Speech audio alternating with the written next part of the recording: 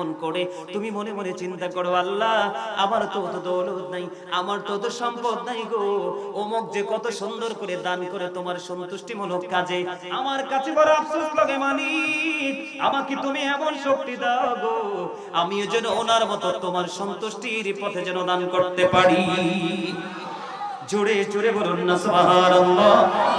আপনার আমার প্রাণের রাসূল তিনি আরো বলে দিয়েছেন, ও বন্ধু, আরেকজন মানুষ হলো যেই ব্যক্তিটা সুশিক্ষায় শিক্ষিত, দিনের আলোয় আলোকিত হয়ে গেল, ওই ব্যক্তিটার সাথে তুমি কম্পিটিশন করো, ওই ব্যক্তিটার সাথে তুমি কি করো, তোমার যে কম্পিটিশন তুমি শুরু করে দাও, আল্লাহ গো ওই ব্যক্তিটা সুশিক্ষায় শিক্ষিত হলো, তার এই শিক্ষার আলো দিয়ে প্রত্যেকটা জায়গা থেকে অন্ধকার থেকে দূর করে দিচ্ছে, আমিও যেন ওনার মতো অন্ধকার দূর করনেওয়ালা ব্যক্তি হতে পারি, আমাকেও তুমি সেই শক্তি দান করো।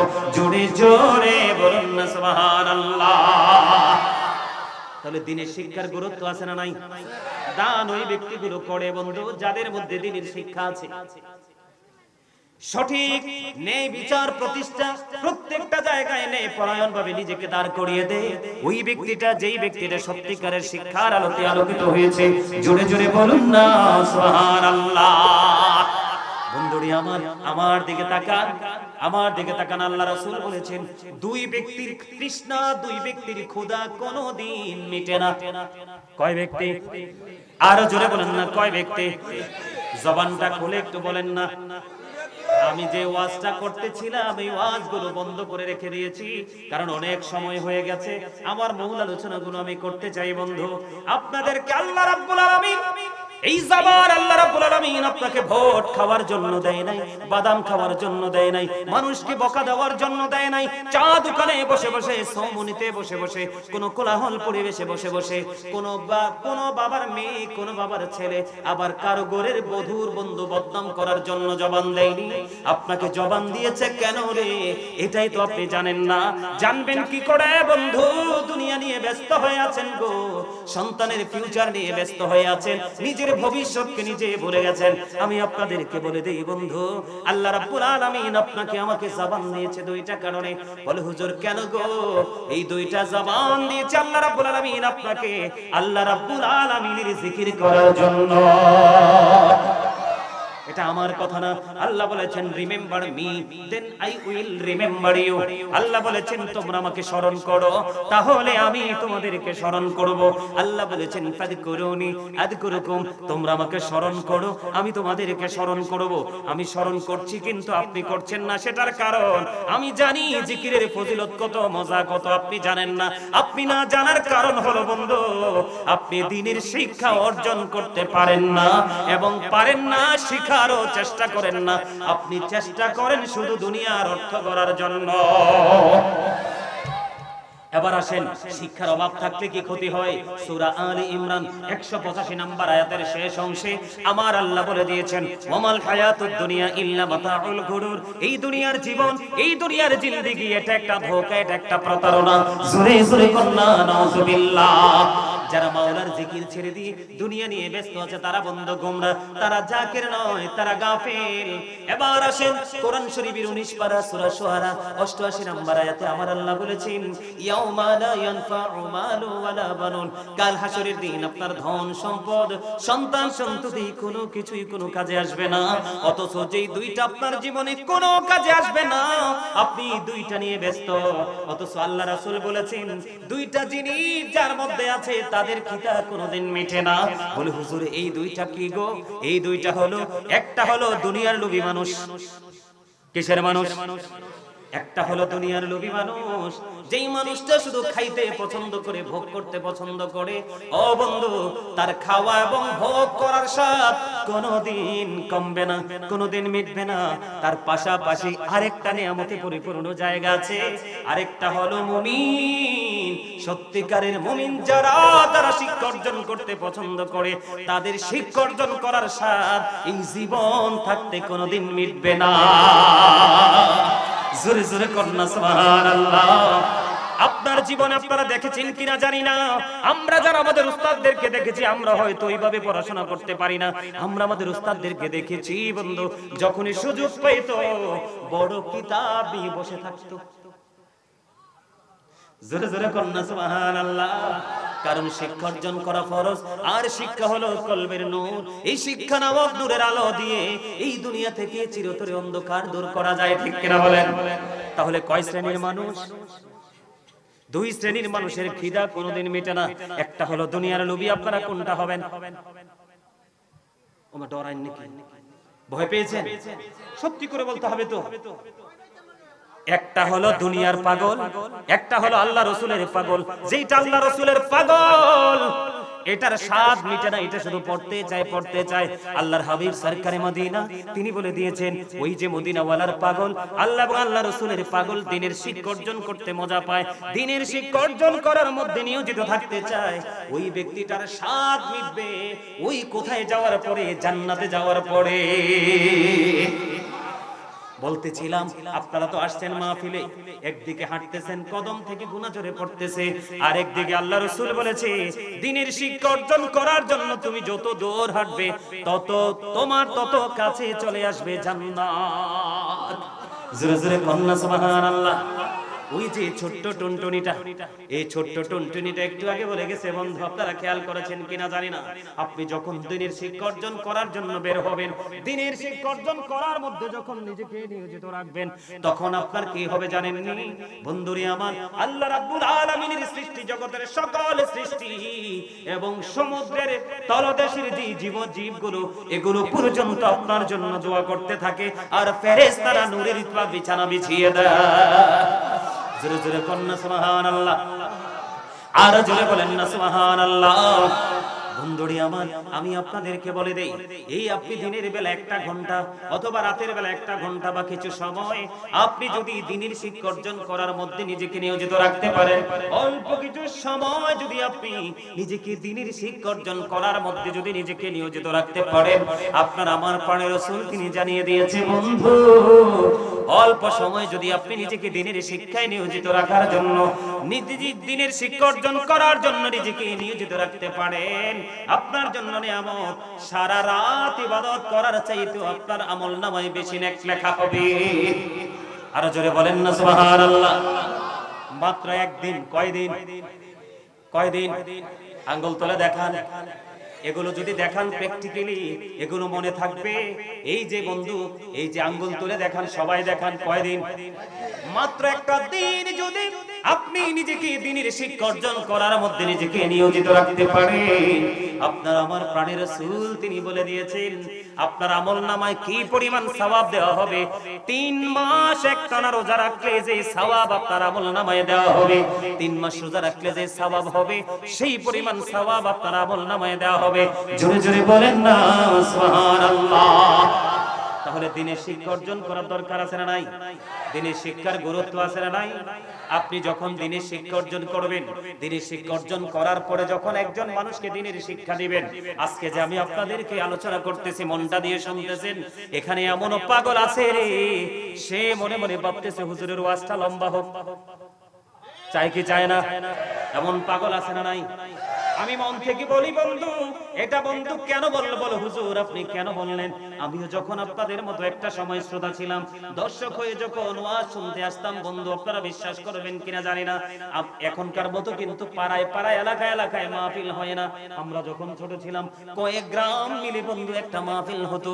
যদি কোথাও শুনতাম মাহফিল হয়, বিকেল বেলা চলে যাইতাম, ওখানে গিয়ে গজল গাইতাম, আর খেয়াল করতাম আলোচকরা এসে কোন চেয়ারটাতে বসবে, ওই চেয়ারটার সামনে এইভাবে বসে বসে আলোচনা শুনতাম। যদি হুজুরের ওয়াজ মজা লাগতো, আল্লাহর কাছে মনে মনে বলতাম, আল্লাহ গো হুজুরের ওয়াজটা যেন লম্বা হয়, কত না মধুর তার জবানি। জোরে বলেন না সুবহানাল্লাহ, আর জোরে বলেন না সুবহানাল্লাহ। বন্ধুরি আমার দিকে তাকান, চলে যাবে আলহামদুলিল্লাহ বলেন।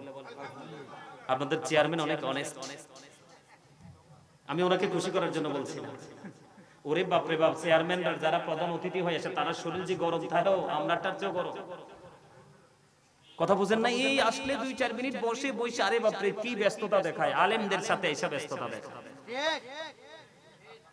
কতবার যে কত কুচিমুচি করে আপনার চেয়ারম্যানের দিকে তাকাইলাম, তো কোনো ধরনের ফিলিংস নাই যে বাড়ি যাইতে হবে না, ঘুমাইতে হবে না, কি করতে হবে।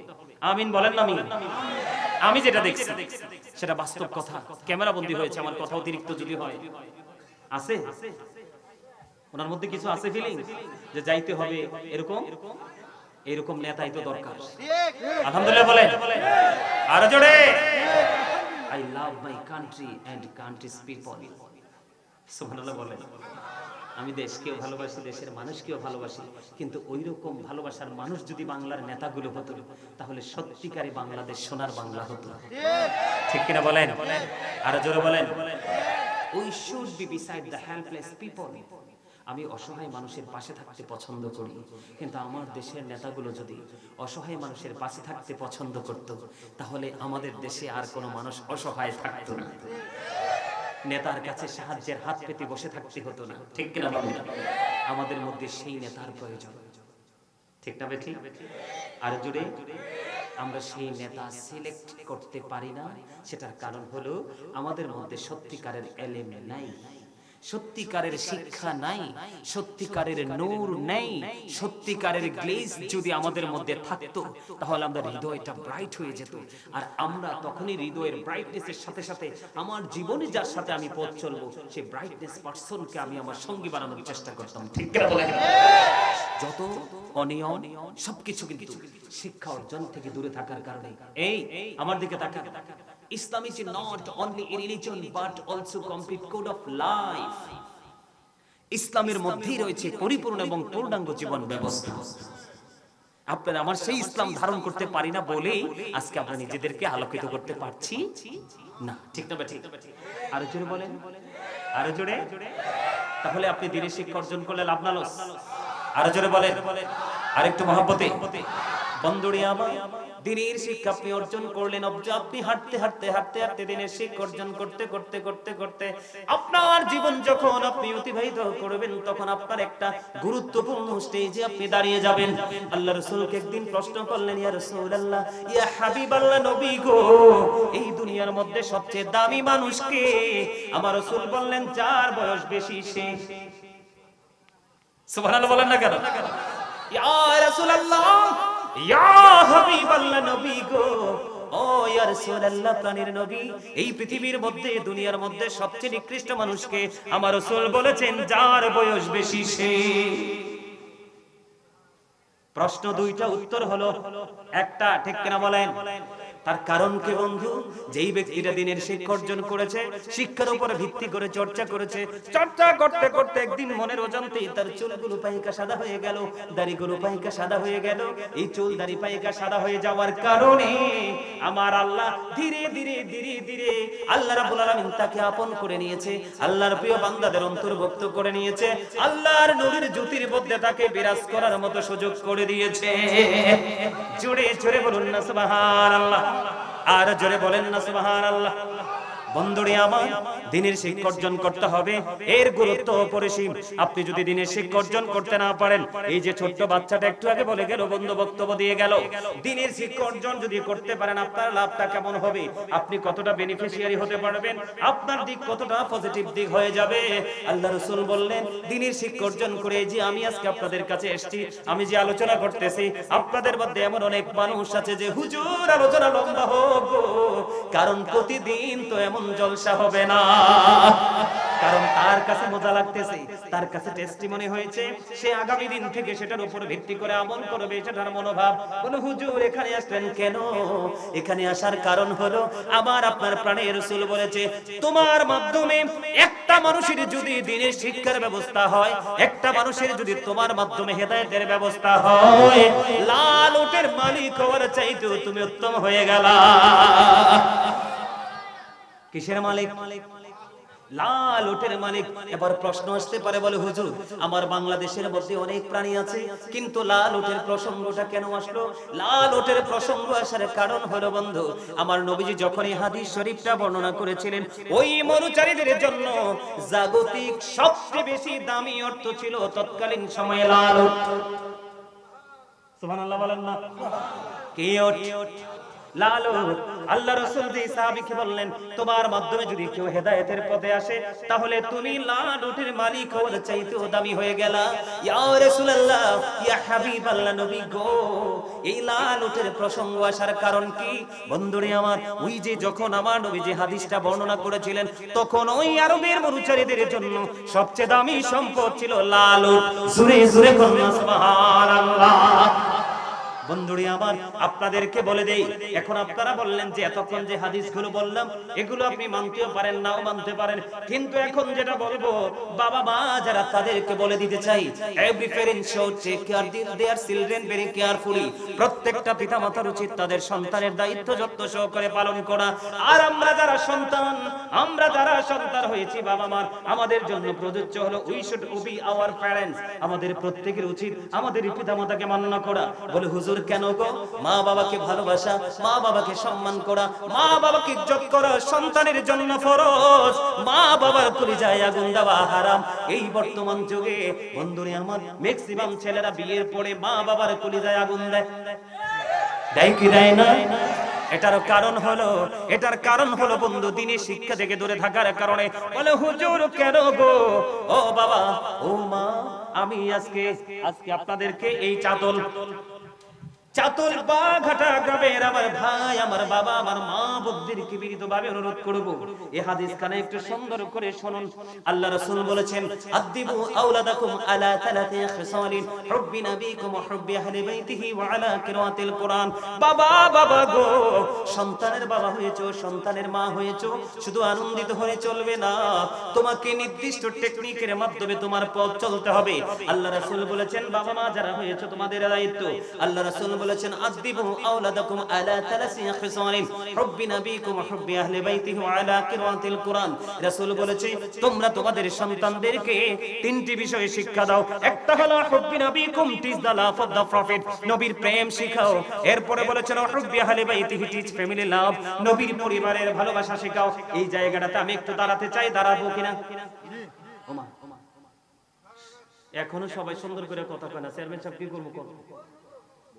বলবো? আপনারা কি রাজি? সবাই রাজি? সবাই আরো জোরে বলেন। তাহলে সবাই সুবহানাল্লাহ বলেন। সুবহানাল্লাহ আলহামদুলিল্লাহ লা ইলাহা ইল্লাল্লাহ, সুবহানাল্লাহ আলহামদুলিল্লাহ ইল্লাল্লাহ, লা ইলাহা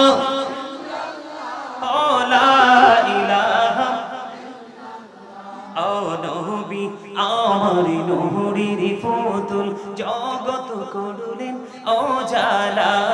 নবী আমার নহরির পুতুল জগত করলেন উজালা। রোজ হাসরে করবেন তিনি উম্মতের ফয়সালা। সুবহানাল্লাহ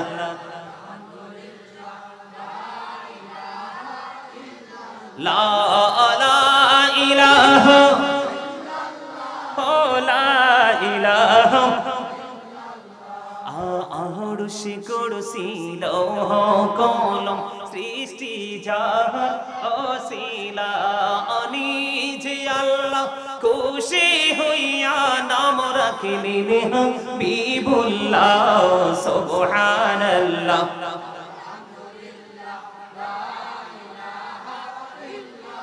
লা ইলাহা ইল্লাল্লাহ মুহাম্মাদুর রাসূলুল্লাহ সাল্লাল্লাহু আলাইহি ওয়াসাল্লাম। জোরে জোরে বলেন আলহামদুলিল্লাহ।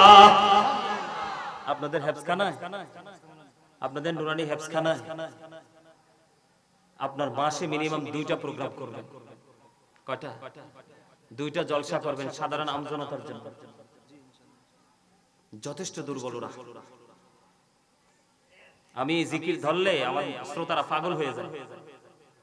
আমার জিকির গোটা পৃথিবীতে আমেরিকা থেকে ধরে মানুষের কাছে যে কত প্রিয় কল্পনা করতে পারবেন। এই সুবহানাল্লাহ জিকির কেন প্রিয় জানেন? আমার জবানের কারণে না, কারণ এটা জান্নাতি মেহমানদের জন্য জান্নাতি খাবার। হাদিস শরীফের কথা, নবীজি বলছে তোমরা যখন জান্নাতের বাগানে যাও তখন জান্নাতের বাগান থেকে ফল খেয়ে নাও। ইয়া রাসূলুল্লাহ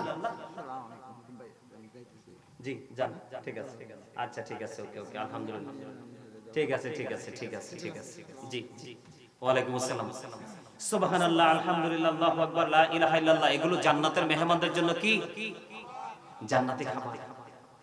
এগুলো আপনাদেরকে বুঝতে হবে, এগুলো আপনাদেরকে শিখতে হবে। জীবন তো যেমনি তেমনি চলে যাচ্ছে, যাচ্ছে কি যাচ্ছে না, যাচ্ছে না, কিন্তু কবরে যাওয়ার পরে এই পৃথিবীর কোনো মানুষ আপনাকে আমাকে মনে রাখবে না। আপনার আমার কর্ম, আপনার আমার আমলে, আপনার আমার সাথে যাবে। আল্লাহ রাসূল এই জন্য বলেছে, তোমরা তোমাদের সন্তানদেরকে তিনটি বিষয় শিক্ষা দাও। এর মধ্যে একটা হলো নবীর মহব্বত। এই শিক্ষা অর্জন করা ফরজ এবং ঈমান, এটা ফরজ এবং ঈমান। এরপরে বলেছেন নবীর পরিবারের ভালোবাসা শিখাও। কিসের? নবীর আহলে বাইতের ভালোবাসা শিখাও। এরপর আল্লাহ রাসূল বলেছেন ওয়া আলা কিরাতিল কোরআন, তোমরা তোমাদের সন্তানদেরকে কোরআন তেলাওয়াত শিখাও। আপনাদের হেফজখানা আজকে ছাত্রদেরকে পাগড়ি প্রদান করা হবে। যারা পবিত্র কালামুল্লাহ শরীফ 30 পারা কোরআন যারা মুখস্থ করেছে তাদেরকে কি করা হবে? পাগড়ি দেওয়া হবে। একটা ছেলে, বাচ্চা ছেলের সিনায় 30 পারা কোরআন মুখস্থ রাখা, এটা কি সহজ কথা? আল্লাহু আকবার। এটা আপনাদের জন্য বড় নিয়ামত। কিসের জন্য? আপনারা কি আপনাদের হেফজখানায় বাচ্চাদেরকে দিবেন না, পড়াচ্ছেন না, আবার তাদের আর্থিকভাবে সহযোগিতা করেন না? আমার কথা কয় না, করেন না? ওই যে দিনের শিক্ষা অর্জনের কথা বলছি, তিনটা আমল কোনোদিন মরে না, সদকায়ে জারিয়া, ঠিক কিনা বলেন? এর মধ্যে একটা হলো দিনের শিক্ষা অর্জন করা এবং দিনের শিক্ষা শিক্ষিত করা। আপনি যখন কাউকে দিনের শিক্ষা দিয়ে যাবেন, তার মাধ্যমে এই দিনের শিক্ষাটা যুগের পর যুগ দুনিয়াতে জিন্দা থাকবে। আর এই আমল আপনার কবলে অটো যেতে থাকবে। পৃথিবীর কেউ আপনার জন্য দোয়া করা লাগবে না, এই জায়গাটাই আপনার জন্য যথেষ্ট। জোরে করেন না সুবহানাল্লাহ, আরো জোরে বলেন না সুবহানাল্লাহ। আপনি কয়টা জিনিস শিখতে হবে, শিখাতে হবে? একটা হলো কি? নবীজির মহব্বত। দ্বিতীয়ত হলো নবীর আহলে বাইতের মহব্বত। তৃতীয়ত হলো কোরআন তেলাওয়াত। এই আপনাদের এখানে হাফেজ বানাচ্ছেন, সত্যিকারের হাফেজ হইতে হবে, কিন্তু নবীর দুশমন হাফেজ হইলে কিন্তু হবে না, নবীর প্রেমিক হাফেজ হইতে হইবে। কি হাফেজ? আমাদের দেশে অনেক হাফেজ আছে না, কোন নবীজি আমরার মতো কথা কোন কয় নেই। আপনারা কি নবীজি আমরার মতো এটা বিশ্বাস করেন? আরো জোরে বলেন। নবীজি কি আমাদের মতো? নবীজি বেনজির ও বেমিসাল। আমার নবীজির মতো সৃষ্টি জগতে আর কেউই নেই। যেই হাফেজ সাহেব আমার নবীর সাথে প্রেমের ডুরি লাগাইয়া সত্যিকারের প্রেম নেই কোরআনে হাফেজ হয়েছে বন্ধু, সেই হাফেজ সাহেবকে কাল হাসরের দিন জাহান্নামের আগুন দেখলে ভয় পাবে। হাই, সেই হাফেজকে দেখলে জাহান্নামের আগুন ভয়ে পালানোর চেষ্টা করবে, যদি সত্যিকারের ঈমান আকীদা ওয়ালা হাফেজ হইতে পারে। সুবহানাল্লাহ বলেন না কেন? আর ওই হাফেজ সাহেবের বাবা মা, তাদেরকে নূরের টুপি পরানো হবে রে সেই দিন, যেই নূরের টুপির নূর গ্লেজ এত বন্ধ আলো হবে, এত গ্লেজি হবে, যেটা সূর্যের আলোকে পর্যন্ত হার মানাবে। আল্লাহ রাব্বুল আলামিন কাল হাসরের দিন হবে যারা কোরআনকে ভালোবেসেছে তাদেরকে বলবে, তোমরা কোরআন তেলাওয়াত করতে থাকো, কোরআন তেলাওয়াত করতে করতে তোমরা তোমাদের গন্তব্যের দিকে যেতে থাকো। যেখানে গিয়ে তোমাদের কোরআন তেলাওয়াত থেমে যাবে সেটাই হলো তোমাদের ঠিকানা। আপনারা প্রশ্ন করতে পারেন, বলে হুজুর গো সেই ঠিকানাটা কি? সেই ঠিকানাই হলো জান্নাত। মজা না? তাহলে দিনের শিক্ষা অর্জন করলে লাভ না লস? আরো জোরে। শিখতে হলে কোথায় যেতে হবে? শিক্ষকের কাছে যেতে হবে। আর শিক্ষক কোথায় থাকে? শিক্ষা প্রতিষ্ঠানে থাকে, ঠিক কিনা বলেন? আরো জোরে। তাহলে সন্তানদেরকে দিনের শিক্ষা দিবেন না দিবেন না? আরো জোরে। তবে মনে রাখবেন, ওই শিক্ষা সন্তানকে দিবেন না যেই শিক্ষা নবীর সাথে গুস্তাখি শিখায়।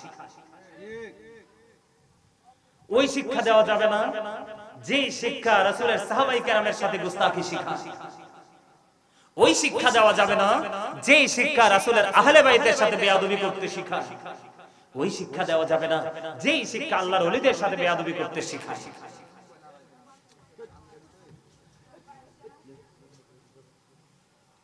কি হয়েছে ওরা কথা কি এখানে এসে বলতে হয়, ওখানে এসে বলতে হয়? এদিক তাকান, আমাদের দেশে একটা সমস্যা আছে। আপনাদের এখানে মিলাদ হয় না? আমরা আহলে সুন্নাত ওয়াল জামাত, তো যদি আহলে সুন্নাত ওয়াল জামাতের নাও হন তাহলে কথাগুলো শুনেন, শোনার পরে কমেন্টস করবেন। কেন বললাম শিক্ষার যে প্রয়োজন? আপনার মিলাদ শব্দের অর্থ কি জানেন? আগমন। You are great, absolutely right answer. মিলাদ শব্দের অর্থ হলো নবীজির দুনিয়ায় নূরানি শুভ আগমন, বিলাদত মুবারক। আল্লাহ রাব্বুল আলামিনের পক্ষ থেকে আল্লাহর সৃষ্টির কাছে আসা, ঠিক কিনা বলেন? আরো জোরে। মিলাদ শব্দের অর্থ হলো জন্ম বৃত্তান্ত। আহলে সুন্নাত ওয়াল জামাতের আকীদা শিক্ষার সাথে এটাও যুক্ত আছে, আছে না নাই? এই নাইসিয়টিক শিক্ষাটা না থাকার কারণে সুন্নি জামাতের কিছু আমল নিয়ে যারা সুন্নিয়ত করে না তারা ইনকার করে। করে কি করে না? আরো জোরে বলেন। আল্লাহ রাব্বুল আলামিন পবিত্র কোরআনে বলেছেন, কুল বিফাদলিল্লাহি ওয়া বিরহমাতিহি ফাবিযালিকা ফালইফরাহু হুয়া খায়রুম মিম্মা ইয়াজমাউন। যেহেতু মাদ্রাসা শিক্ষা প্রতিষ্ঠান, এখানে একটু আকীদার ওয়াজ করার দরকার আছে না নাই? এটাও শিক্ষার একটা অংশ। মিলাদ শব্দের অর্থ যদি জন্ম বৃত্তান্ত হয়, এই মিলাদকে যারা বেদাত বলে অস্বীকার করে, আপনারা কি বলেন তারা ঈমানদার? আরো জোরে বলেন। মিলাদ, এটা মিলাদ পড়তে হবে, মিলাদকে বিশ্বাস করতে হবে, এটা আহলে সুন্নাত ওয়াল জামাতের আকীদা। আর যারা আহলে সুন্নাত ওয়াল জামাতের আকীদা পোষণ করে না তারা মিলাদ পছন্দ করে না। আর যারা মিলাদ পছন্দ করে তারা হলো সত্যিকারের সুন্নি জামাতের দল। বলে কেন? আমি আপনাদেরকে বলি। মিলাদ, আমরা যে মিলাদ পড়ি, আল্লাহ রাব্বুল আলামিন বলেছেন আমি তোমাদের জন্য পাঠিয়েছি সিরাজুম মুনীরা, উজ্জ্বল প্রদীপ। খেয়াল করেন, আল্লাহ রাব্বুল আলামিন বলেছেন আমি তোমাদের জন্য পাঠিয়েছি নূরুম মুবিন, আমি তোমাদের জন্য পাঠিয়েছি সুস্পষ্ট আলো। এগুলো কিন্তু নবীজিকে মিন করে বলা হয়েছে, এগুলো কোরআনের আয়াতের অংশ। আল্লাহ সেই নূর পেয়ে আমরা কি করব? আল্লাহ বলেছেন ফালিয়াফরাহু, তোমরা আনন্দ উৎসব করো। বুঝেন, এটা আকীদার ওয়াজ, মানে ঈমানের ওয়াজ, নবীজির মুহাব্বতের ওয়াজ। আল্লাহ কি বলছে? আল্লাহ বলছে ফালিয়াফরাহু, তোমরা আনন্দ উৎসব করো। বলে হুজুর আনন্দ উৎসব করলে লাভ হবে কি? আল্লাহ বলেছেন হুয়া খায়রুম মিম্মা ইয়াজমাউন, এটা তোমাদের পুঁজি করা সম্পদ চাইতে উত্তম। সুবহানাল্লাহ বলেন, আর যারা বলেন। আচ্ছা, কুল বিফাদলিল্লাহি ওয়া বিরহমাতিহি ফাবিযালিকা ফালিয়াফরাহু হুয়া খায়রুম মিম্মা ইয়াজমাউন, এটা কোরআনের আয়াত। এটাকে যে অস্বীকার করবে সে কি ঈমানদার থাকবে? তো এই আয়াত তো মিলাদের আয়াত। কিসের আয়াত? আর যারা বলেন মিলাদের আয়াত আর নবীজির আগমনের আয়াত। আচ্ছা, আমরা নবীজির আগমনে আমরা কি গান বাদ্যযন্ত্র করব? কি করব? ওমা কথা কয় না। আরে ভাই, আমার লোকের আগে লাভ নাই, আমি কোরআন এবং হাদিস থেকে কথা বলছি, আমার মন গড়া কথা নয়। আমরা কি নবীজির আগমনের খুশিতে চেয়ারম্যান সাহেব গান করব? কি করব? আমল করব। কি করব? আমি আমার নেগেটিভ সাইড এবং পজিটিভ সাইড, আমার বিপরীত সাইড, সুন্নি জামাতের বিপরীত সাইডটাও ধরবো, সুন্নি জামাতের রাইট সাইডটাও ধরবো। আপনারা আমার দিকে তাকান। গান বাদ্যযন্ত্র কিয়ামতের আলামত। আল্লাহ রাসূল বলেছেন the music and the musical instrument will be increased, কিয়ামতের পূর্বক্ষণে গান বাদ্যযন্ত্র বেড়ে যাবে, এটা কিয়ামতের একটা সুস্পষ্ট আলামত। এদিক তাকান। আমি ছোট্ট করে বলছি, এগুলো শিক্ষার অভাবে হচ্ছে, দ্বীনের শিক্ষা, সত্যিকারের শিক্ষার অভাবে হচ্ছে। আল্লাহ রাসূল বলেছেন কিয়ামতের পূর্বক্ষণে এক শ্রেণীর মানুষের চেহারাটা বিকৃত হয়ে যাবে, মাটির মধ্যে তাকে গ্রথিতকরণ করা হবে। ইয়া রাসূলুল্লাহ, ইয়া হাবিবাল্লাহ, নবী গো, ওই মানুষ কি তাওহীদ মানবে না? নবীজি বললেন হ্যাঁ তারা মানবে। ইয়া রাসূলুল্লাহ, তারা কি রিসালাত মানবে না? নবীজি বললেন হ্যাঁ তারা রিসালাত মানবে। আল্লাহ রাসূল বললেন ওয়ায়াসুমুন ওয়ায়াহুজ্জুন ওয়ায়াসাল্লুন, তারা নামাজ পড়বে, তারা রোজা করবে, তারা হজ করবে, লা ইলাহা ইল্লাল্লাহ মুহাম্মাদুর রাসূলুল্লাহ, এটাও তারা মানবে। খেয়াল করেন, গভীরভাবে খেয়াল করেন, আমার পক্ষের লোক হন আর বিপক্ষের লোক হন, আমি আমার পক্ষ বিপক্ষ বুঝি না। আমি কোরআন এবং হাদিস থেকে আলোচনা করব। মানলে আপনার জন্য নিয়ামত, না মানলে কিয়ামত। আল্লাহ রাসূল বলেছেন তারা লা ইলাহা ইল্লাল্লাহ এটাও মানবে, মুহাম্মদুর রাসূলুল্লাহ সাল্লাল্লাহু আলাইহি ওয়াসাল্লামকেও মানবে, তারা নামাজও পড়বে, তারা হজও করবে, তারা রোজাও করবে। ইয়া রাসূলুল্লাহ, তারপরেও কি তাদের এই সাজাটা বহাল থাকবে? নবীজি বললেন হ্যাঁ হ্যাঁ, তারপরেও তাদের এই সাজাটা বহাল থাকবে। ইয়া রাসূলুল্লাহ, কেন গো কেন গো? আমার রাসূল বললেন তারা নামাজ পড়ার পরেও, রোজা করার পরেও, হজ করার পরেও, আল্লাহ মানার পরেও, তারা রাসূল মানার পরেও তারা কি করবে? গান বাদ্যযন্ত্রের আসর বসাবে, আর এই বাদ্যযন্ত্র থেকে তারা মজা নেবে। জোরে জোরে কন্যা নাউজুবিল্লাহ। বুঝছেন নি? আবার গান বাদ্যযন্ত্র কত খারাপ জিনিস। আল্লাহ রাসূল মানার পরেও, নামাজ পড়ার পরেও, রোজা করার পরেও, হজ করার পরেও তাদের এই সাজাটা কি থাকবে? বহাল থাকবে। তাহলে আমরা কি এটা করব, নাকি নবীজির আগমনে খুশি হয়ে কোরআন তেলাওয়াত করব? তা আমরা কি মিলাদের শুরুতে কি বলি না, ইন্নাল্লাহা ওয়া মালাইকাতাহু ইউসাল্লুনা আলান নবী ইয়া আইয়ুহাল্লাযীনা আমানু সাল্লু আলাইহি ওয়া সাল্লিমু তাসলিমা? পড়ি কি পড়ি না? তাহলে এটা কোরআন না? এই কোরআন তেলাওয়াত কি বিদআত? দলিল কিন্তু বুঝে নেবেন। আল্লাহ বলেছে আমি তোমাদের কাছে আমার ফজল পাঠিয়েছি, রহমত পাঠিয়েছি। আল্লাহর পক্ষ থেকে রহমত আসছে কিনা?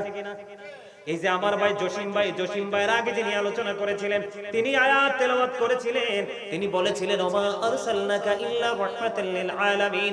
তার মানে আল্লাহ রাব্বুল আলামিন আল্লাহর প্রিয় হাবিবকে সৃষ্টির জন্য রহমত হিসেবে পাঠিয়েছে।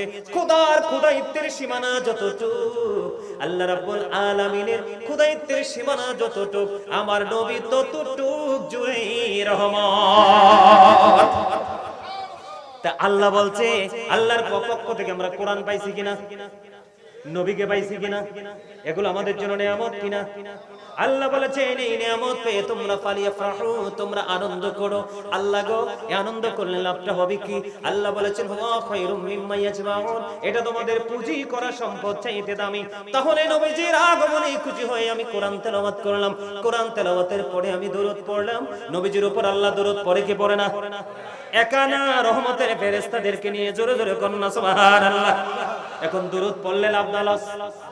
আর জোরে আমরা যে পড়ি আর আমাদেরকে যে বেদাত ফতোয়া দেয়, আমি আজকে আপনাদেরকে বলে দেই বন্ধু, জীবন শেষ হয়ে যাবে, বাংলাদেশ না গোটা পৃথিবী ধ্বংস হয়ে যাবে বলতে বলতে যারা আহলে সুন্নাত ওয়াল জামাতকে বলে মিলাদ বেদাত, কিয়ামত পর্যন্ত শুধু মুক্তা দিয়ে বলতে পারবে বেদাত। কোরআন হাদিস কিতাব দিয়ে কিয়ামত পর্যন্ত তারা প্রমাণ করতে পারবে না, কারণ নবীজির আগমনে খুশি হয়ে সুন্নিরা যা করে সবগুলো সহিহ কোরআন হাদিস থেকে সাব্যস্ত।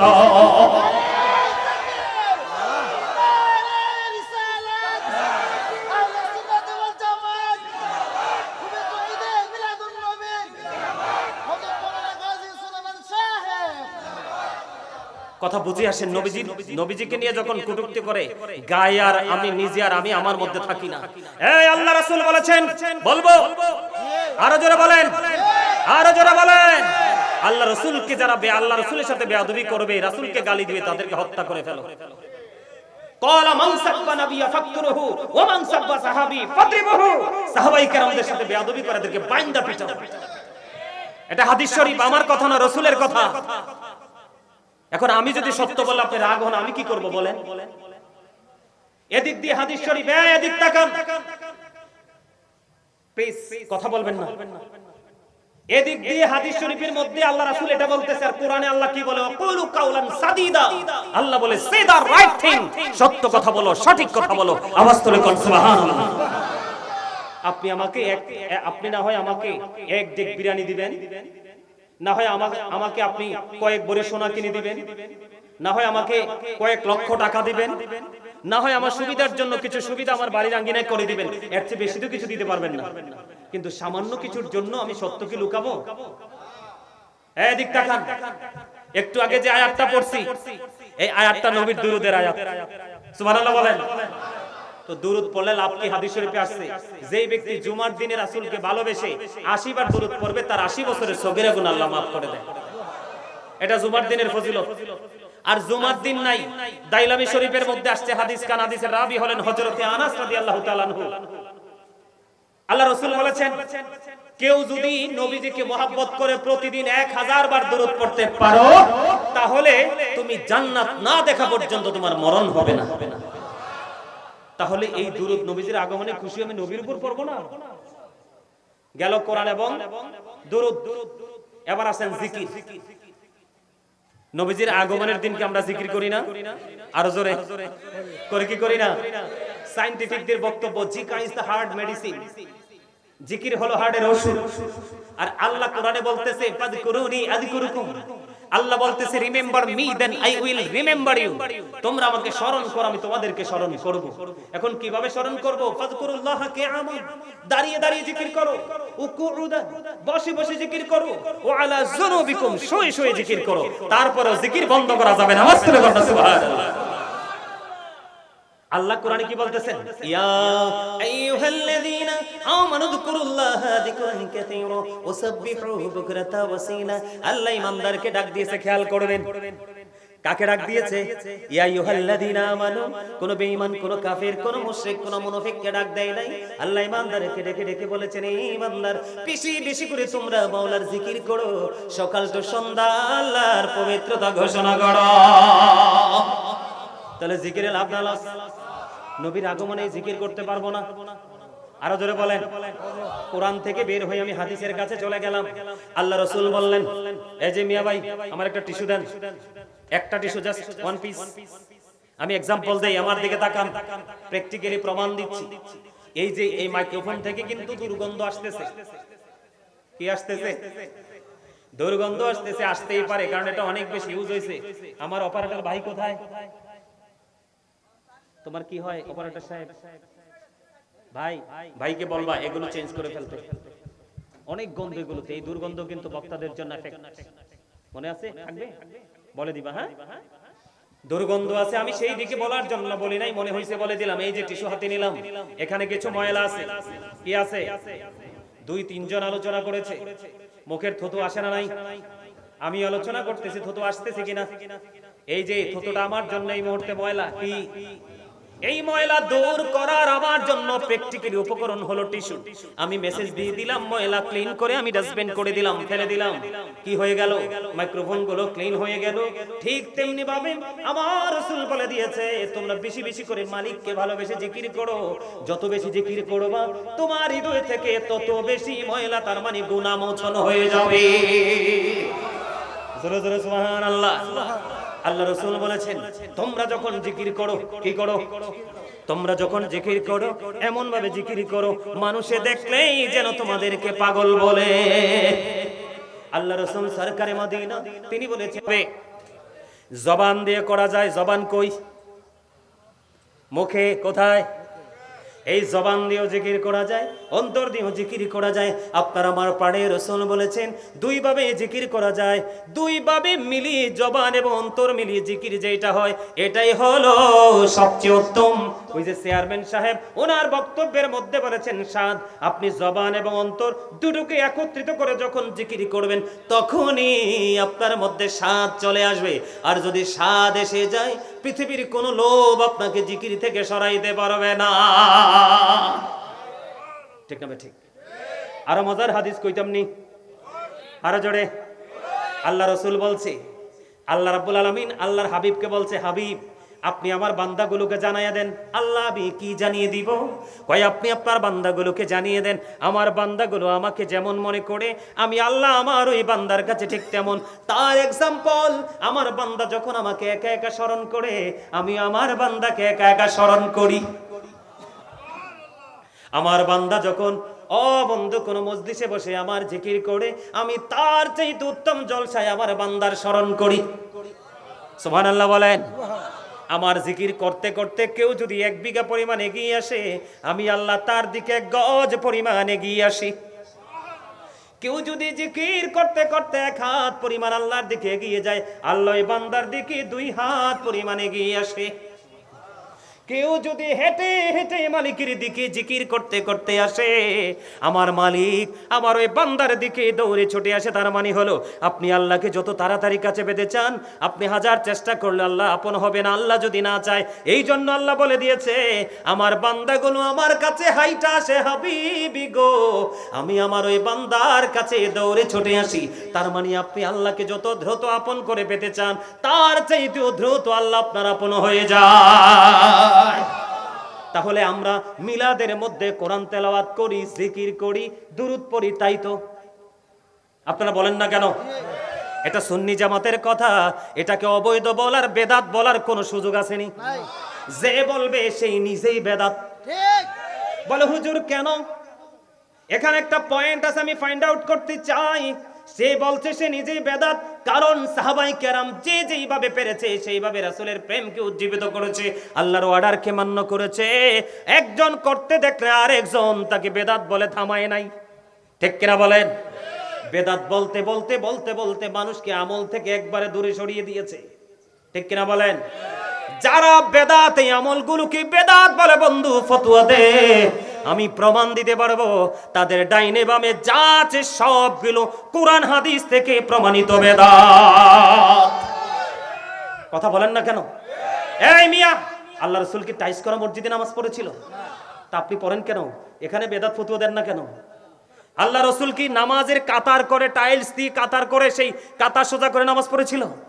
তো এখন আপনি কাতার সোজা করেছেন, ওটাও তো বেদাত, এটা বলেন না কেন? আল্লাহ রাসূল কি সাহাবায়ে কেরামদেরকে মাঠে নামাই দিয়েছে যে আরেকজনের বাড়ি থেকে ভিক্ষা করে না আমার ইমামতির বেতন দাও? কথা বলেন না কেন?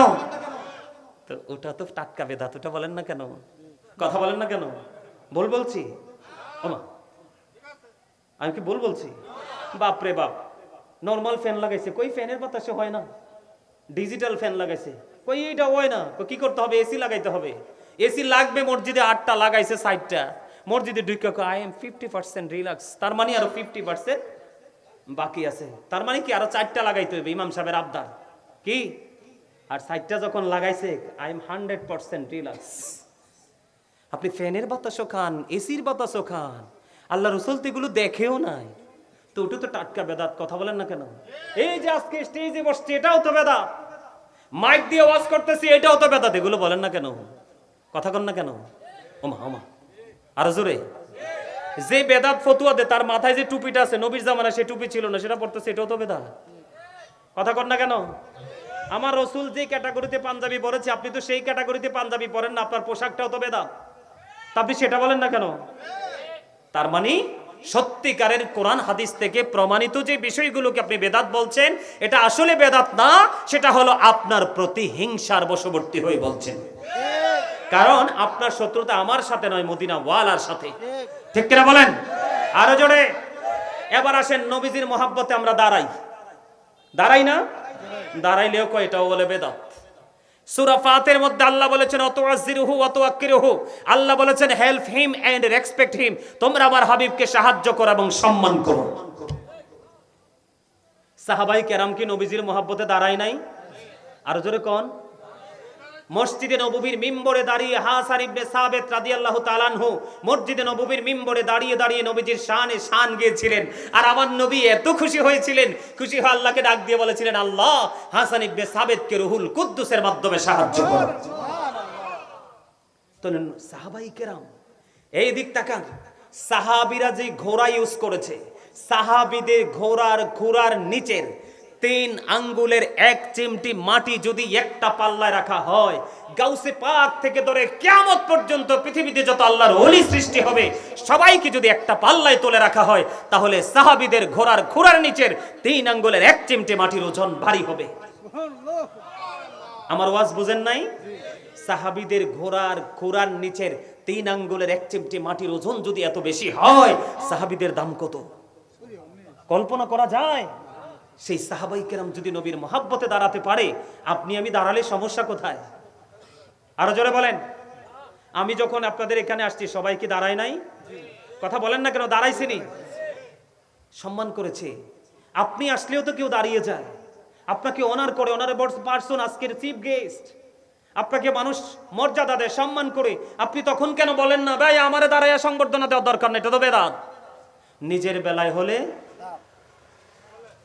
হালাল, রসুলের বেলায় হলে হারাম, তো বুঝতে পারতেছি না। এটা আকীদা এবং শিক্ষা দুটোরই সমস্যা, ঠিক কিনা বলেন? আরে জোরে। তাহলে এখন আপনি একটা পয়েন্ট তুলে ধরতে পারেন যে হুজুর আপনার সামনে তো আমি প্র্যাকটিক্যালি আছি, আপনার নবী কি মরে গেছে? আল আম্বিয়া ওয়াহিয়াউন ফি কুবুরিহিম ইউসাল্লুন, নবী রাসূলরা তারা আপন আপন রোজায় জিন্দা এবং নামাজরত অবস্থায় আছে। তাহলে নবীজিকে দাঁড়িয়ে সালাম দিবেন না? আপনারা কি হজে গেছিলেন না, এখানে আসেননি? মদিনা জিয়ারত করেছেন? চাচা আপনি বলেন তো, নবীজির রওজায় গেলে কি 1 সেকেন্ডের জন্য বসা যায়? আরে আরে দাঁড়াইয়া যে একটু সম্মান করব নবীকে, আবেগ দিয়ে কথা বলবো নবীর রওজার সামনে দাঁড়াইয়া, সেই সুযোগে তো নাই। আর আপনি বসবেন তো থাক দূরে। এখনো মদিনায় গেলে দাঁড়িয়ে নবীজিকে মর্যাদা সম্মান করতে হয়। সুবহানাল্লাহ বলবেন না? নবীজির মর্যাদা কেমন জানেন? মদিনার হেরেমের চারপাশে বাথরুম ওপরে নাই। চাচাকে জিজ্ঞেস করেন, ওরে বাপরে বাপরে বাপরে, কত তলা নিচে যে আপনার ওয়াশরুম গুলো। কেন বুঝছেন? রাসূলের ইজ্জত। সুবহানাল্লাহ বলেন না? তো আমি যেটা বলতে চেয়েছিলাম, মিলাদ কখনোই বেদাত নয়, সম্পূর্ণ বরকতময় একটা আমল। কেন? আবু বকর সিদ্দিক রাদিয়াল্লাহু তাআলা বলেছেন, কেউ যদি মদিনা ওয়ালার প্রেমে পাগল হয় মিলাদুন নবীতে মাত্র 1 টাকা খরচ করে। কয় টাকা? মাত্র 1 টাকা খরচ করে। আমি আবু বকর বললাম, সে আমার সাথে বন্ধু হয়ে জান্নাতে থাকবে। তাহলে মিলাদকে বেদাত বলার কোনো সুযোগ? আমরা যারা আহলে সুন্নাত ওয়াল জামাতের অন্তর্ভুক্ত, আমরা মিলাদ অতীতেও পড়েছিল আমাদের পূর্বপুরুষরা, এখনো পড়ছি, ভবিষ্যতে আমরা পড়বো, ঠিক কিনা বলেন? সবাই রাজি আছেন তো? না পড়লেও সমস্যা নেই, এটা আপনার পার্সোনাল জিনিস, আমারটা আমি বলে দিলাম। জি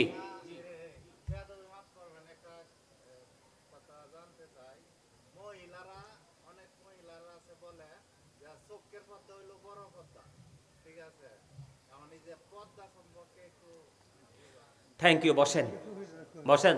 চাচা চমৎকার একটা কথা বলেছে, এটাও শিক্ষার আরেকটা অংশ। তিনি বলেছেন মহিলাদের কথা।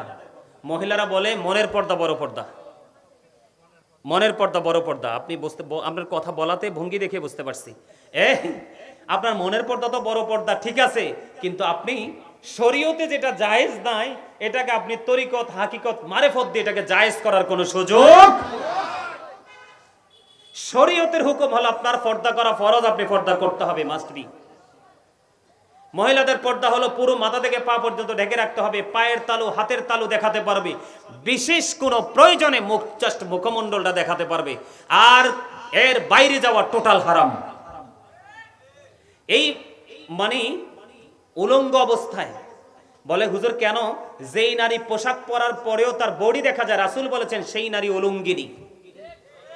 সেই নারীর পর্দা পোশাক পরিহিত নারী বলা যাবে। এইভাবে পাতলা পোশাক পরতে পরতে যদি 40 জন পুরুষের সাথে দেখা হয়ে যায়, মহিলা দায়ুস হয়ে যায়। নাউজুবিল্লাহ বলেন। এই মহিলাকে মর্দা মহিলা বলা হয়। এই মহিলার জন্য জাহান্নামে একটা খাবার বরাদ্দ আছে, যেটাকে বলা হয় তিনাতুল খাবাল। ইয়া রাসূলুল্লাহ, এই তিনাতুল খাবালটা কি? আমার রাসূল বলেছেন এই তিনাতুল খাবালটা হলো আরেকটা জাহান্নামীর নেংরানু রক্ত পুজ। নাউজুবিল্লাহ বলেন। খাইতে হবে। লা ইয়ামুতু, people will not die that day, সেদিন মানুষ মরতে পারবে না। ফিহা ওয়ালা ইয়াহইয়া, people will not be able to live that day, সেদিন মানুষ বাঁচতেও পারবে না। আল্লাহ বলেছেন ওমাহু মানহাবি গায়িবিন, people will not be able to escape that day, সেদিন মানুষ সেখান থেকে পালাতেও পারবে না, বাঁচতেও পারবে না, মরতেও পারবে না, পালাতেও পারবে না। নাউজুবিল্লাহ বলবেন না? আরো জোরে, আরো জোরে। কি করবেন? দৌড় দিবেন? ইন্না বাতশা রাব্বিকা লাশাদীদ, আল্লাহর ধরা, আল্লাহর পাকড়াও বড় শক্ত, বড় কঠিন। ইন্নাল্লাহা সারিউল হিসাব, Allah is quick to take account. Allah খুব শক্তভাবে ধরবে, হিসাব নেবে চুকিয়ে চুকিয়ে। হিসাব দিতে না পারলে ইউ আর আন্ডার অ্যারেস্ট, ঠিক কিনা বলেন? অ্যারেস্টিং। কি করবেন সেদিন? ওই যে একটু আগে বলেছি, সন্তানও কাজে লাগবে না, সম্পদও কাজে লাগবে না, যাবেন কোথায়? এজন্য দিনের শিক্ষার গুরুত্ব অপরিসীম। এবার আসেন চাচা, বুঝতে পারছেন তো? বুঝতে পারছেন? আর বলা লাগবে না তো? আল্লাহ কোরআনে কি বলেছেন? অকরনা ফি বুয়ুতিকুন্না ওয়ালা তাবাররাজনা তাবাররুজাল জাহিলিয়াতিল উলা। রাসূল বলেছেন ওই জাহিলি যুগের নারীদের মতো তোমরা কি করো না, নিজেদের রূপটা অন্য কোনো বেগানা পুরুষকে দেখায় না, তোমরা ঘরে থাকো। বলে হুজুর মহিলারা কি ঘরে থাকতে হবে? না, বের হবে। বের হইতে হইলে তার বাবা লাগবে। 3টা পুরুষ ছাড়া একটা নারী তার বাড়ির সীমানা ছেড়ে অন্য কোথাও যেতে পারবে না। কয়টা পুরুষ? মেয়ে হলে বাবা যেতে হবে সাথে, বিয়ের পরে স্বামী যেতে হবে সাথে, বিয়ের পরে ছেলে যদি হয়, উপযুক্ত ছেলে যদি হয়, স্বামী যেতে পারবে না, তার উপযুক্ত ছেলে আগুন পানি ভালো মন্দ বোঝে এমন একটা ছেলে যেতে হবে। এর বাইরে নারীদের বাইরে যাওয়ার কোনো সুযোগ নাই। কারণ নারীরা হলো গোপনীয় জীব, তারা যখন ভিতরে থাকবে তারা ফুটন্ত ফুলের মতো থাকবে। আর আল্লাহ রাসূল বলেছেন, যখন তোমরা ওপেনিং হয়ে যাবে শয়তান তোমাদেরকে দেখলে উকিঝুঁকি দিবে, আর পুরুষকে ফান্দে ফেলানোর জন্য নারীকে রশি হিসেবে শয়তান ব্যবহার করবে। দুজন বেগানা পুরুষ এবং নারী যখন একসাথে থাকবে, তৃতীয় জন থাকবে শয়তান, তখনই অনৈতিক ফিজিক্যাল সম্পর্ক তৈরি হয়ে যাবে। জোরে বলেন নাউজুবিল্লাহ। এই জায়গা থেকে দূরে। এবার আসেন চেয়ারম্যান সাহেব, গুরুত্বপূর্ণ একটা আলোচনা আমি আপনার বিশেষ করে আপনার অবগতের জন্য বলছি। আপনারা দেখেছেন কিনা জানি না, সিরাজগঞ্জে দেখেছেন একটা নিউজ, এমন ভাবে এইডস রোগ ছড়িয়েছে, হসপিটালে কন্টিনিউয়াসলি মানুষের ভিড়, প্রতিনিয়ত যুবক যুবতী মৃত্যুবরণ করছে সিরাজগঞ্জে। আমি আপনাদেরকে বলে দেই, এই এইডস রোগে আক্রান্ত হওয়ার একটা মাত্র কারণ হলো জিনা, ব্যভিচার, সমকামিতা। নাউজুবিল্লাহ বলেন। যেটা লূত জাতির জামানায় ছিল, একটা পুরুষ আরেকটা পুরুষের সাথে যৌন আকাঙ্ক্ষা মিটিয়েছে। নাউজুবিল্লাহ বলেন। বর্তমানে শরীফ থেকে শরীফা, ঠিক কিনা বলেন? এই যে আমি আপনাদেরকে বলি, ওইদিকে যাই না, এই জায়গাটা থেকে বেঁচে থাকতে হলে আমি আপনাদেরকে বলে দেই, আল্লাহ রাসূল বলেছেন, একটা উপযুক্ত যুবক আর একটা উপযুক্ত যুবকের সাথে একই কাঁথায় ঘুমাবে না, একটা যুবক আর একটা যুবকের লজ্জাস্থানের দিকে তাকাবে না। আর বড় লোকের, বিশেষ করে অধিক অর্থ যাদের আছে, ওই সমস্ত ধনী লোকের সন্তানদের সাথে তোমরা মেলামেশা করবে না। কারণ সমাজের জন্য ম্যাক্সিমাম ধনী লোকের সন্তানেরা হলো সমাজের জন্য অভিশাপ। এটা আমার কথা না, কিতাব থেকে বলছি। আল্লামা ইবনে হাজার আসকালানী হাসান ইবনে জাকওয়ান থেকে তিনি বর্ণনা করেছেন, উপযুক্ত একটা যুবক একটা যুবতী আর একটা যুবতী লজ্জাস্থানের দিকে তাকাবে না, দুইটা যুবতী একই কাঁথার নিচে ঘুমাবে না। এই কন্ডিশনগুলো বেঁচে মানতে হবে। এবং সুন্দর স্মার্ট কিশোর একটা ছেলেকে পরিপূর্ণ প্রাপ্ত একটা যুবক ছেলের সাথে একাকী কোনো জায়গায় বিচরণ করতে দেওয়া যাবে না। তখনই আপনার সমাজ জিনা, ব্যভিচার, সমকামিতা থেকে বেঁচে থাকবে। আর আরেকটা হলো, বাবা মাকে অত্যন্ত বিচক্ষণ হতে হবে। ছেলে কারু যৌবন কিন্তু 16তেই চলে আসে, আবার কারো কিন্তু 30এও আসে না। এই জন্য কারো জন্য বিয়ে ফরজ, কারো জন্য সুন্নত, কারো জন্য হারাম। কথা কি বুঝতে পারছেন? আরো জোরে। ছেলে এবং মেয়ের ক্ষেত্রে, ছেলে এবং মেয়ে যখন তারা যৌবনে পরিপূর্ণ হয়ে যাবে, বাবা মা তাদেরকে ভালো দেখে বিয়ে শাদী দিয়ে দিতে হবে। তখনই আপনার সমাজ, আপনার দেশ অভিশপ্ত কলঙ্ক মুক্ত হতে পারবে। ঠিক না? ঠিক মানতে রাজি আছেন? আরো জোরে। তাহলে আহলে সুন্নাত ওয়াল জামাতের আকীদা হলো, আমার নবীজি নূর। নবীজি কখনো মাটি নয়, কারণ নবী সৃষ্টির আগে কোনো কিছুই সৃষ্টি হয় নাই। জমিন তো হয় নাই, জমিন না হইলে মাটি আসে কোথা থেকে? আরো জোরে বলেন। কদ জাআকুম মিনাল্লাহি নূরু ওয়া কিতাবুম মুবিন। জোরে কোন আল্লাহু আকবার। আর নবী তো এমনিই নূর। নবী আসার পরে পৃথিবী থেকে অন্ধকার ছিল, সব অন্ধকার দূর হয়ে গেছে। এই যে আজকে দেখেন আপনাদের এখানে লাইটের ইংলিশ, নূরের ইংলিশ হলো লাইট। নূরের ইংলিশ কি? রাসূল বলেছে, I am from the light of Allah and everything has been created from my light. রাসূল বলেছেন, আমি আল্লাহর নূর থেকে সৃষ্টি, সব কিছু আমি নবীর নূর মুবারক থেকে। সুবহানাল্লাহ বলেন। তাহলে আহলে সুন্নাত ওয়াল জামাতের আকীদা হলো নূর। নবীকে কখনোই মাটি বলা যাবে না।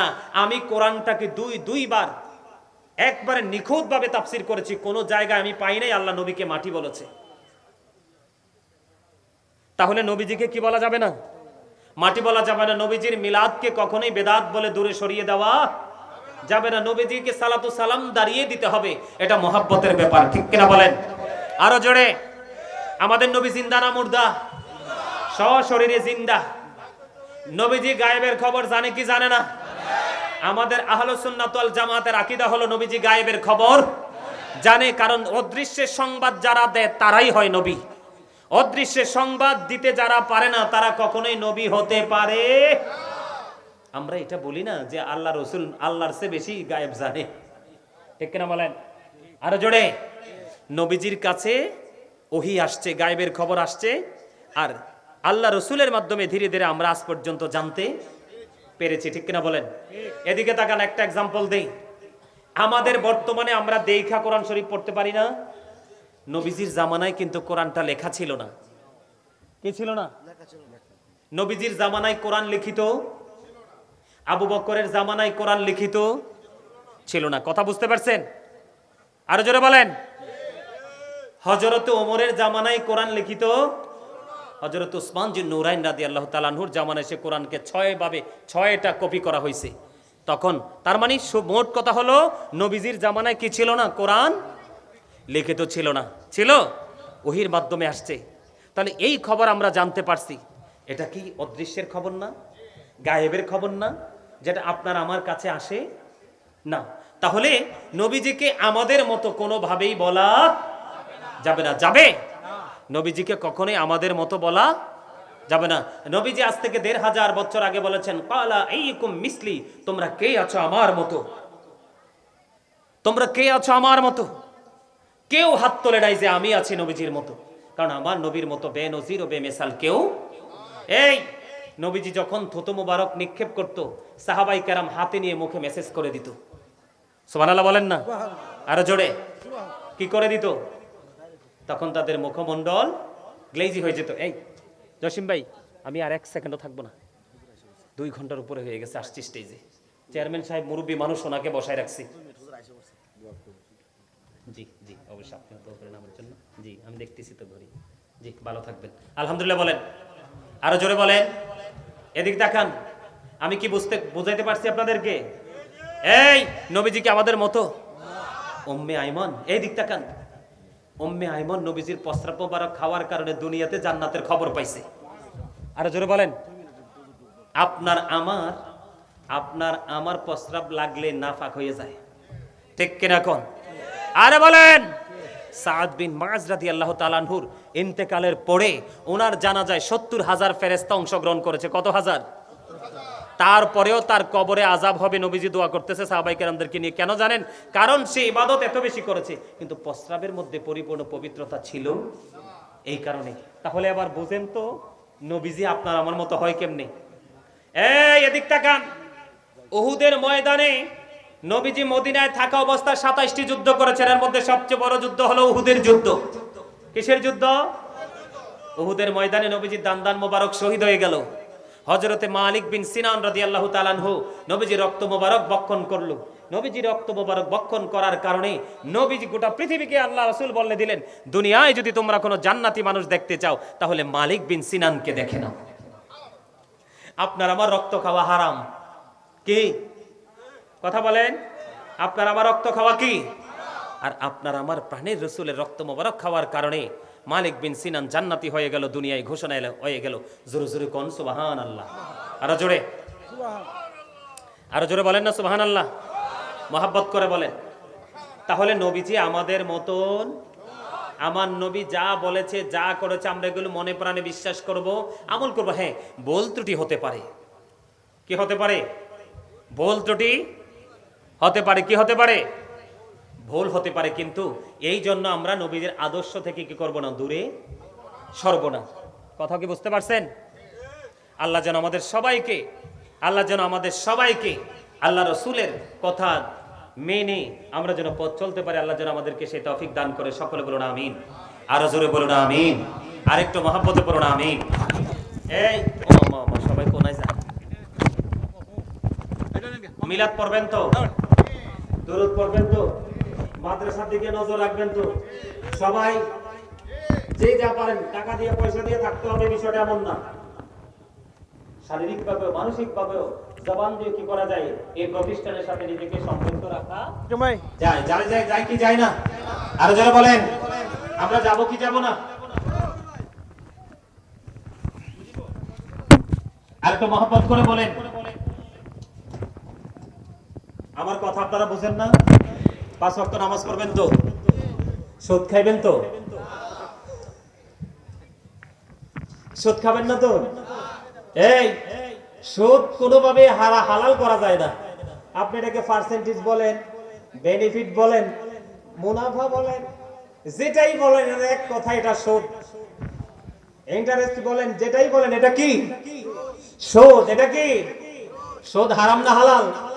টোটালি হারাম। আমরা সুদের সাথে যুক্ত থাকব। আমি যে আলোচনা করেছি আপনারা বুঝতে পারছেন? মূল কথা হলো আমাদেরকে দ্বীনের শিক্ষার সাথে নিজেকে সম্পৃক্ত রাখতে হবে। আর নিজেকে দ্বীনের শিক্ষার সাথে সম্পৃক্ত রাখতে হলে দ্বীনের শিক্ষার গুরুত্ব আগে আমাদেরকে বুঝতে হবে।